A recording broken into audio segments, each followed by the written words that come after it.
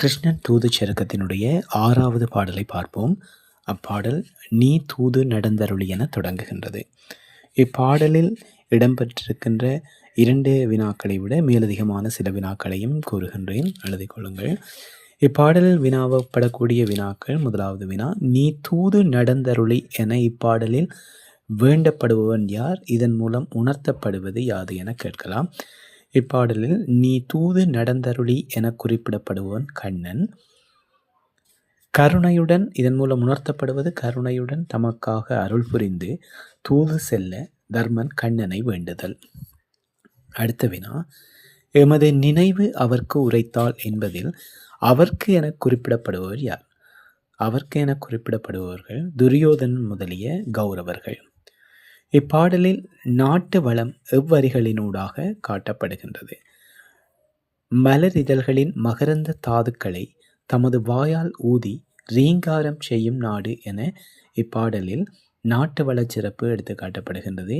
இதனை தாது ஊதி அழிமுரளும் தன்பதியும் எனும் வரி மூலமாக நாட்டு வளச்சிறப்பு குறிப்பிடப்படுகின்றது. மேலும் குளிர்ச்சி பொருந்திய நாடாகவும் ஹஸ்தினாபுரம் காட்டப்படுகின்றது. அதனைத்தான் தன்பதி என்பது குறிப்பிடப்பட்டிருக்கின்றது. தன் என்பது குளிர்ச்சி என்பதை குறிக்கும், குளிர்ச்சி பொருந்திய நாடு. இன்னொரு வினா கேட்கப்படலாம்: தன்பதியமும் தாயமும் தான் தாரான் ஆகில் எனும் வரிகள் மூலம் உணர்த்தப்படுவது யாது? எழுதிக் கொள்ளுங்கள். குளிர்ச்சி பொருந்திய நாட்டையும் நாட்டின் அதிகாரத்தையும் துரியோதனன் தர மறுப்பான் ஆகில் போர் நடைபெறும் என தர்மன் வலியுறுத்துதல். அதே போல எவ்வாறு போர் நடைபெற வேண்டும் என தர்மன் கூறுவதாக இப்பாடல் வலியுறுத்தப்படுகின்றது எனவும் கேட்கலாம்.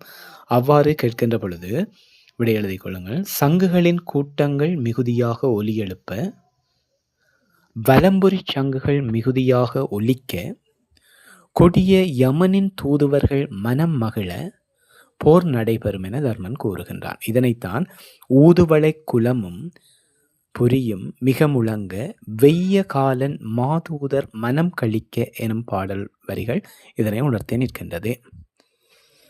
இப்பாடல் கூறும் தர்மனின் பழியற்ற செயல் என இப்பாடல் பகுதியின் கேள்வியாக கேட்கப்பட்டிருக்கின்றது. பழியற்ற செயல் என்று பார்க்கின்ற பொழுது நாட்டின் பாகத்தையும் அதிகாரத்தையும் தராவிடில் யமனின் எமதூதர்கள் மகிழ்ச்சி கொள்ள போர் செய்தாயினும் நாட்டை பெறுவேன் என சபதம் எடுத்தல். அதற்கு முன்பதாக நீ கௌரவர்களிடம் தூது சென்று அவர்களிடம் வேண்ட வேண்டியதை கேட்டும் அவர்கள் கொடுக்காத பட்சத்திலேயே அது பழியற்ற செயலாக அமையும் என தர்மன் முடிந்தவரை பழியற்ற நிலையையே கருத்தில் கொண்டு அங்கே கண்ணனை தூது அனுப்புகின்றான்.